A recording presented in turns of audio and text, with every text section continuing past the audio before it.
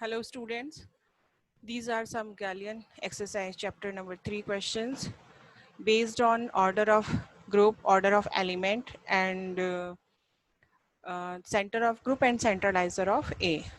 So this is the question number 12 in exercise 3. According to this question, for each divisor k of n, let ukn is defined as x belongs to un with the condition x is equal to 1 or x is congruent to 1 mod k. For example, U321 is defined as if U321 is defined as 1, 4, 10, 13, 16 and 19. It means 3 is a divisor of 21.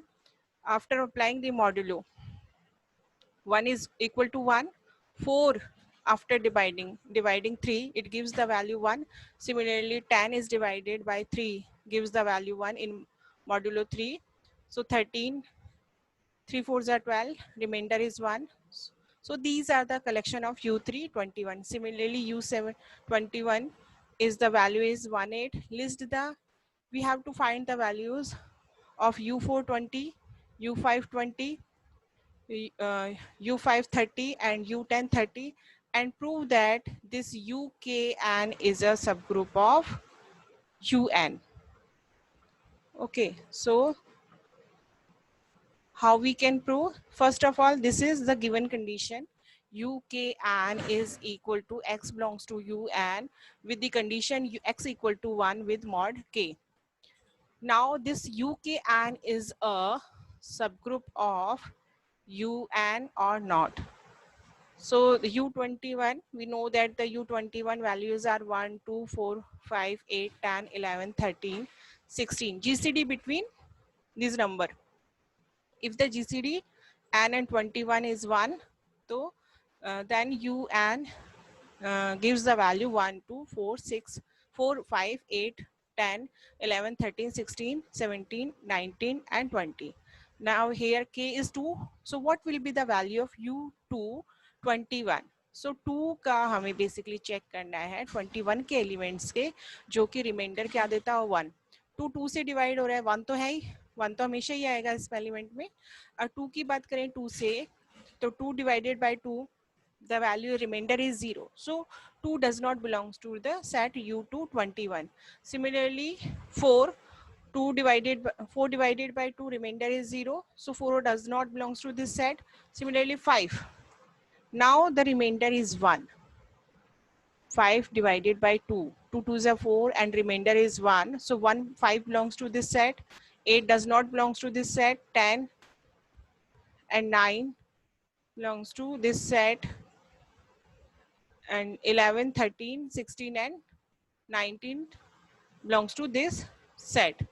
Now it is clear that 1 is congruent to 1 mod k for k is greater than equal to 2. So 1 belongs to UKN. 1 is always in this set. Uh, okay, sorry. The 9 is does not belongs to this set. So 9 is set का element ही नहीं है 221 का. So by mistake ये लिखा गया है. So आप इसको delete कर देगा. U9. This 9 does not belongs to this set. This 9. Okay. This is the mistake. So 1 is always there. UKN is a non-empty. Let for subgroup test. By two-step subgroup test, the product of XY. So X is the element of UKN. So what is the value of X? X is congruent to 1 mod K according to the given condition and Y is congruent to 1 mod K. This is our equation number 1 and this is equation number 2. Now from equation 1 and 2, this implies there exists an integer m1 and m2 belongs to z such that x is in the form m1k plus 2.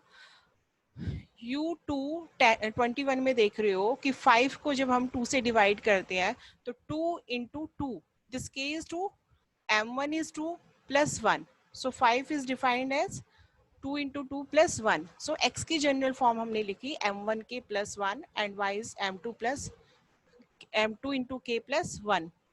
Now according to closure property xy belongs to uk and हमें show करना है. So अगर xy तो consider कर रहे हैं xy x और y की वैल्यू रख दी m1k plus 1 m2k plus 1 so multiply करने पर ये आएगा और k हमने कॉमन निकाल दिया और दिस वैल्यू को हमने क्या कंसीडर कर लिया, this is m3.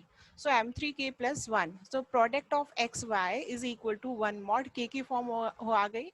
So this product belongs to uk and so this is the closed. According to this is our closed property. Now the inverse x inverse of ukn वो किस form में होना चाहिए, अगर मेरा x ukn में है तो x is congruent to 1 mod k है. So x को हमने डिफाइन किया m1k plus 1 for some integer m1 belongs to z. ukn is a subgroup of un हमें प्रूव करना है. तो x मेरा एलिमेंट किसका है, un का g का है. u मेरा un कैसा है, ग्रुप है. तो there exist an element y belongs to un. अगर y को मैं इनवर्स ले रही हूँ x का सच दैट तो क्या देगा, x y is equal to यानी कि x into x inverse is equal to 1. y is represented as the inverse of x. So the xy is equal to the form of m4n plus 1 for integer, for some integer m4. It is given that k is the divisor of n है. So n को भी हम किस form में लिख सकते हैं, divisor है तो m5k for some integer m5. Put this value in equation number 4. हमने n की जो वैल्यू है इस इक्वेशन 4 में पुट कर दी. So xy is equal to m4 plus m5k plus 1. But क्या है, m4 और m5 भी हमारे पास क्या है, दोनों क्या है, इंटीजर है. इक्वेशन 3 को यूज करें तो x की वैल्यू क्या है, m1k प्लस 1 y. ये हमारी इक्वेशन में हमने पुट कर दी वैल्यू x की. ये वैल्यू m4 और ये हमारी किसकी थी, n की वैल्यू थी m5k प्लस 1. सो इक्वेशन की फॉर्म होगी m1k plus y ky plus y equal to m4 m5k plus 1. So y is equal to k यहाँ से कॉमन ले लिया इन दोनों टर्म से, m4 m5 minus m1 y plus 1. सो अभी अगर इसको मैं एक नया इंटीजर कंसीडर कर लूँ, क्योंकि m1 m2 m3 m4 m5 are the integers. सो ये प्रोडक्ट है, उसमें से मैंने m1 को सब्ट्रैक्ट किया है with multiplied by this term y. So ये क्या आया, k m6 आ गया plus 1 where m6 belongs to the integer. So this y is equal to 1. y किसकी इक्वल आ गया, 1 की फॉर्म क्या आ गया. So y belongs to ukn. But y क्या है, basically the inverse of x. So this belongs to ukn. So in this way we can say this ukn is a subgroup of un. We have proved here this subgroup by two-step test, first by closure and second by inverse. So this ukn is a subgroup of un. Now one more example and one more exercise question is, let G be a group and we have to show that this center of group is equal to the intersection of किसका collection है, centraliser of A का where A belongs to Z. सबसे पहले हम consider कर रहे हैं this x belongs to, कोई एलिमेंट ले लिया, दिस x किसका है, सेंटर का है. According to centre definition this x belongs to g, x a equal to ax for all a belongs to g. किसके साथ कम्यूट कर रहे हैं, ग्रुप के हर एलिमेंट दैट इज a के साथ.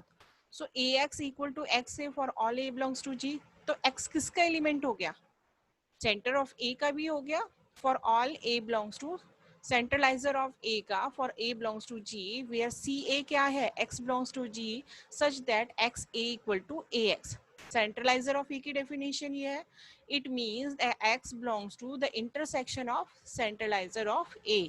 अगर ऐसा है हम x किस में लेके चले थे, सेंटर ऑफ ग्रुप का लिए, और अकॉर्डिंग टू दिस कंडीशन ये सेंट्रलाइजर ऑफ a का भी है, x सेंटर ऑफ z का एलिमेंट था, हमने कहा क्या कि ये सेंट्रलाइजर ऑफ a में भी है.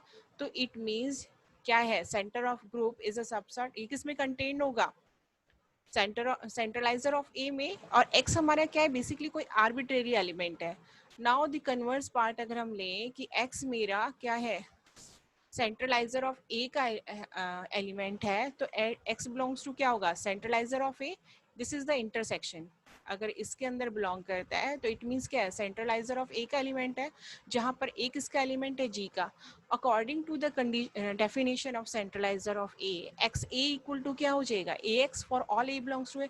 इट मीन्स अगर ये है तो ये क्या हो गया, एक्स मेरा एलिमेंट्स किस में हो गया, सेंटर ऑफ जी में. एक्स अगेन मैंने कहा एक्स क्या है, आर्बिट्रेरी एलिमेंट्स है, हम किस में लेके चले, intersection of centraliser of a में, और ये किस में बिलोंग कर गया, centre of. According to this condition first और सेकंड हम क्या लिख सकते हैं कि centre of group is equal to the intersection of centraliser of a. One more question, let G be a group and let A belongs to G, then prove that centralizer of A is equal to centralizer of A inverse। यानी कि जो भी centralizer of A है वो centralizer of A inverse के equal होता है। X कोई element ले ले, X भी any element in centralizer of A, अगर centralizer of A में है तो definition of centralizer of A, AX equal to XA। now pre and post multiplication by A inverse in both side, so A inverse AX यहाँ multiply कर दिया है, दोनों side कर दिया है, तो A इनवर्स A क्या देगा, this gives the identity, so the value is x a inverse is equal to a inverse x आ गया। तो ये क्या हुआ, x के a इनवर्स ने x के साथ भी कम्यूट किया, तो इट मींस x किसके अंदर आ गया, सेंट्रलाइजर ऑफ a इनवर्स के अंदर आ गया। और x मेरा क्या था, कोई आर्बिट्रेरी एलिमेंट था, सेंट्रलाइजर ऑफ a में लेके चले, सेंट्रलाइजर ऑफ a इनवर्स में बिलोंग कर रहा है, तो this is our equation number 1। Converse part again करें कि अब हम x एलिमेंट जो हमारा आर्बिट्रेरी एलिमेंट्स है उसको सेंट्रलाइजर ऑफ a इनवर्स में ले लिया हमने, तो according to the centraliser of definition x a inverse किसके इक्वल होगा, ए इनवर्स एक्स के। अब प्री और post multiplication by a, both side अगर हम करेंगे तो a x a inverse into a, a inverse. अब ये हमें क्या दे देगा, आइडेंटिटी, यहाँ आइडेंटिटी यहाँ, तो ये किसके इक्वल आएगा, a x equal to x a के आ जाएगा। So this x belongs to centraliser of A.